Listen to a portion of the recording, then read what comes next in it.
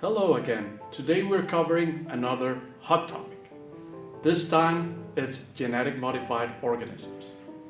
In order to do that, let's go back to the past.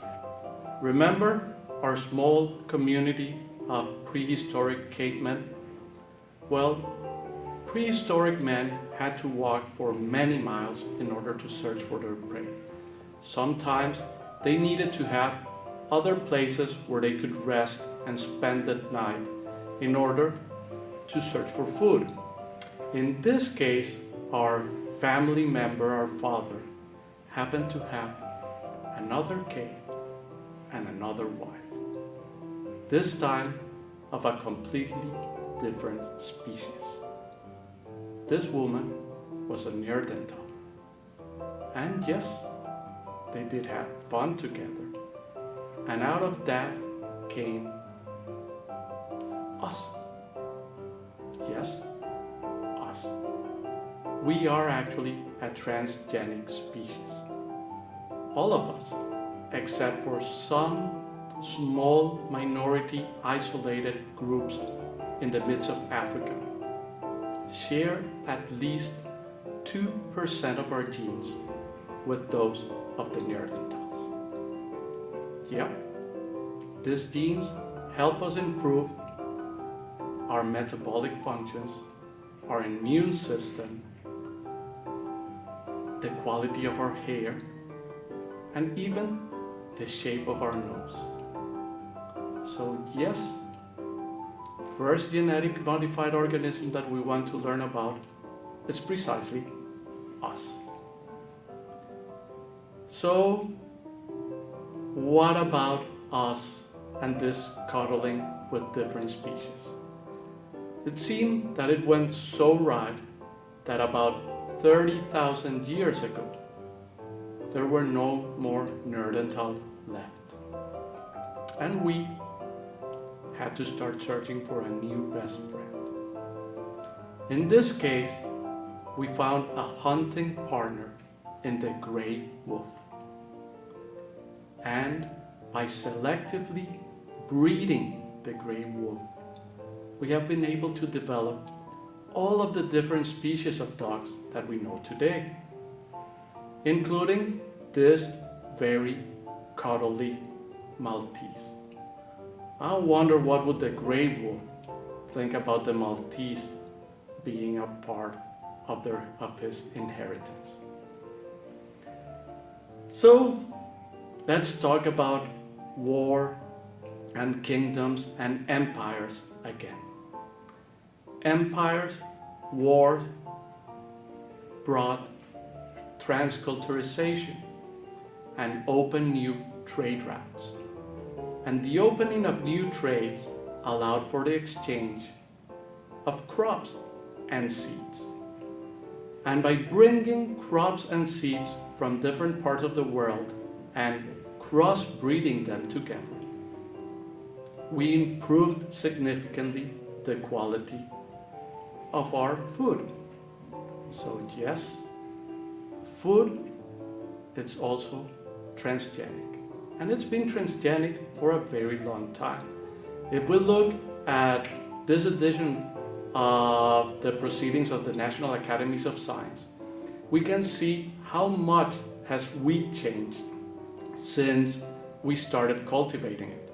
From a little weedy plant to the strong crop that feeds most of humanity today. Same thing happened here in America, in what is today Mexico and Central America. A very, very simple plant, the teosinte, was actually turned into all of the different varieties of corn that we know today. How? Again, by selectively breeding and hybridizing the different plants to obtain the vast variety of corn that we can find in the market today. Not only plants, we also played with breeding other species. For example, what would happen when we crossed a horse with a donkey and we obtained a mule? Mules are smarter than donkeys, but are hardier than horses. They are hybrids and they cannot reproduce. So they are sterile, just like many of the organisms that we know about today. So mules were the creation of humans, such as llamas, which also were created in Mesoamerica in the Andes Mountains. Llamas, however, do keep the ability to reproduce, but they need assistance. Even today, a llama needs some help from us to be able to properly reproduce. So, what's the big fuss about genetic modified organisms? If we see, genetic modified organisms has been going on for at least 10,000 years. In the 1700s, we developed a greater understanding of how plants, soil, and environment interact. And we started using that knowledge to improve the crops and to produce better yields. In the 1940s and 50s was what we call the Green Revolution. We started using chemicals to improve cross yields. We developed fertilizers. We developed different types of insecticides and pesticides to improve the amount of crops that would survive.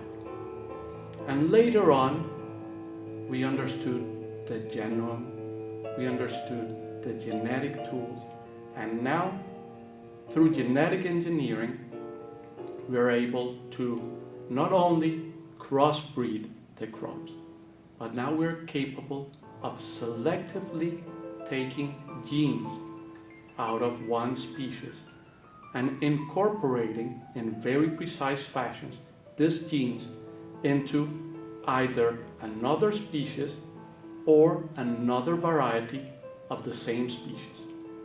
Why? To produce higher quality, higher yields. Let's talk about a very important example. Throughout the world, especially in Southeast Asia, there's a big problem with vitamin A deficiency. About 200 million children around the world are vitamin A deficiency. That produces blindness, that produces sickness, that even produces death. With this in mind, two scientists from Switzerland, Ingo Potroiskos from the Swiss Technology Institute and Peter Bayer from the University of Freiburg decided that they wanted to do something about it. And in 2000, the Golden Rice Project was born. What is the Golden Rice Project? Well, it's a project where they take the gene that produces beta-carotene, vitamin A, and they incorporate this gene into rice, such that it is expressed in the seeds. So when we harvest the rice, seeds will have the gene for beta-carotene. They would be yellow, orange in color, and therefore the name golden rice. Golden rice has received support from many organizations, and in 2015 received the Patent for Humanity Award for its contribution for the improvement of humanity. A great advantage of golden rice is that it can be harvested using traditional techniques, and the seeds are viable, so you can take part of your harvest to produce the crop for next year. Using this same kind of technology, we have been able to take the gene for human insulin, put this gene into a bacteria, grow this bacteria inside a lab, and then extract the insulin from the bacteria in the lab. This allows to save millions of people with type 1 diabetes, who without this gene would have certainly be dead.